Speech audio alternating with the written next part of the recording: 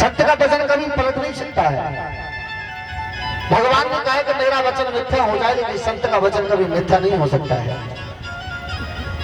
आज नारद भगवान बात पर लौट आई, टूटी चारपाई पर लेटी, 3 दिन तक पड़ी रही। तीसरे दिन का भयो कि महाराज शिकार करने को गए, और जब शिकार करते करते जब लेट हो गई, मंत्रियों और उनके सहपाठियों ने आकर के कह दिया कि महाराज पता नहीं कहाँ निकल गए, आज नहीं आ रहे महाराज। महाराज जब 11-12 बजे लौट के आए तो याद आ गई पुरानी रानी की, बड़ी रानी। दरवाजा खटखटा है, और जैसे दरवाजा खटखटा है तो दुखिया टूटी चारपाई पर पड़ी। एक तो मन में दिली हो गई कि आज मेरा पिया ऐसा पागल है कि मेरी सौतनी कहे से, और आज रात्रि में मारने को आए। राजा ने सोची पता नहीं सोगी हुई, आवाज लगाई रानी बहुत जोर से प्यास लगी है, तो थोड़ा सा पानी पिला दे। हाँ, दुखिया ने झपट के दरवाजा खोल दो, कहीं नाथ में तो पता ना कहा सोच रही। दोनों हाथों से पांव पकड़े और चारपाई पर बिठा दिया। जौ की रोटी चना को साग रख के हाथ पर रखो, कहीं महाराज पहले या को खाओ और जब पानी पीना।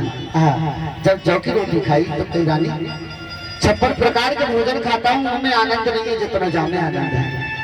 तो माताओं कहते हैं कि प्रेम का भोजन, अगर प्रेम से भोजन बनाया जाएगा तो 56 प्रकार के जो भोजन है ना, उनसे आनंद विष्णु की रोटियों में होता है।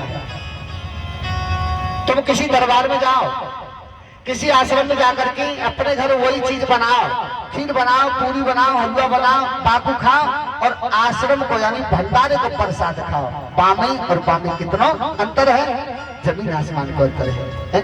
क्योंकि वो मन से बनाओ जाते हुए, और घर पे कब भेजना खुल जाए, जल्दी जल्दी बना दी और समझ कर परेशान है रे, और इतना कहा तो मारवा पड़ो तो मन टूट करके भोजन बनता है।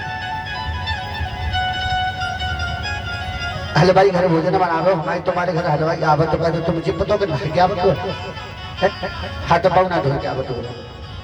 और बेचारी माताएं सवेरे नहाती हैं और किचन में किचन कहता किचन में जाके रोटी बना रहे, और तो इतना आनंद नाए, और बिगर नहाए हलवाई रोटी बना रहे, वहां इतना आनंद हो, क्योंकि भगवान का प्रसाद है और वहां में सब मिलकर के बनाते हैं, एक मन से बनाते हैं। चारपाई पर लेटा दिया, पाम दबा दिया।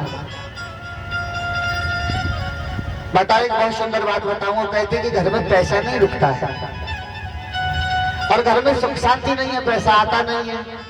सुख शांति पाए कहां से? कि आज शास्त्र में देखा जाए तो हर प्राणी के ऊपर शनि को वास है, हर आदमी के ऊपर शनि को वास है। शनि का वास है कि किसी के ऊपर भैया है, काऊ के ऊपर सारे सती है, काऊ के ऊपर कछू है। आदमी परेशान शनि ग्रह से परेशान है, कोई मंगल से है, कोई शनि से है। तो कहते हैं कि शनि ग्रह शांत कैसे होता है? आजकल बताया है, लेकिन कौन करता है, और जो करता है ना वो सुखमय रहता है। भागवत में बताया कि जो पत्नी होती है ना, उसके हाथ में यहाँ से और इतने हाथों में शुक्र का वास होता है, और पति के घोंटू से नीचे जो पैर होता है उस पे शनि का वास होता है। जब शुक्र और शनि एक जगह हो जाती है ना, तो सुख और शांति मिलती है। और शनि जब अकेला होता है तो शनि जो दुख देता है। आपने देखा है लक्ष्मी मैया बैठी हैं शेषनाग के सैया पर, तो उनको हाथ कहाँ पर है? उनके पांव पर। चाहे 1 मिनट मिले तुम्हारे लिए, चाहे ज्यादा नहीं 10 मिनट मिले तुम्हारे लिए, बैठ करके अपने पिया को सोते हुए बस घोंटू से नीचे जो पाम होते हैं ना, उन्हें दबाओ, चाहे 1 मिनट दबाओ, और 41 दिन जब दबा करके देखो, और फिर देखो कि कितना बड़ा क्या होता है हमारे साथ, कैसा क्या मिलता है। इसे करने से क्या हमें सुख शांति मिलती है या दुख मिलता है? क्योंकि जब शुक्र पहुंचता है शनि के पास में तो सुख और शांति। अब सोच रही हुई बहुत बेचारी, अब कई साल को जब शेरनी को दूध पी के आ जाता तो फिर पांव कैसे दबावे? आजकल शेरनी को दूध ज्यादा है ना, अब पाए दबावे कहूँ ऐसा ना कि पांव दबावे तो नहीं पांव मार डाले, ऐसे आ जाते बहुत। तो मैया घर में सुख शांति पाई जाती है ना तो दोनों को बराबर का होना होता है। अगर सुख शांति पाई जाती है ना तो घर में आदमी को सुधरना होता है। दोनों को जब बराबर, अत्रि मुनि और अनुसुईया थे, अत्रि मुनि और अनुसुईया दोनों ही एक तरह के थे, दोनों ही पूजा करते थे, दोनों ही भजन करते थे। और जब दोनों में इतनी प्रेम था कि अनुसुईया ने अपने पति को नाम लेकर के ब्रह्मा विष्णु महादेव को छोटे छोटे बालक बना करके स्तन का दूध पिलाया था।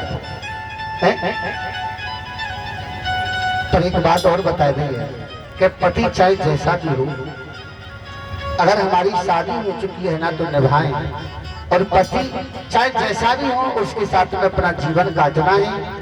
लिखा है विधाता ने, उसे कोई मैच नहीं सकता है। दूसरी बात, ये सब कर्म की बात है।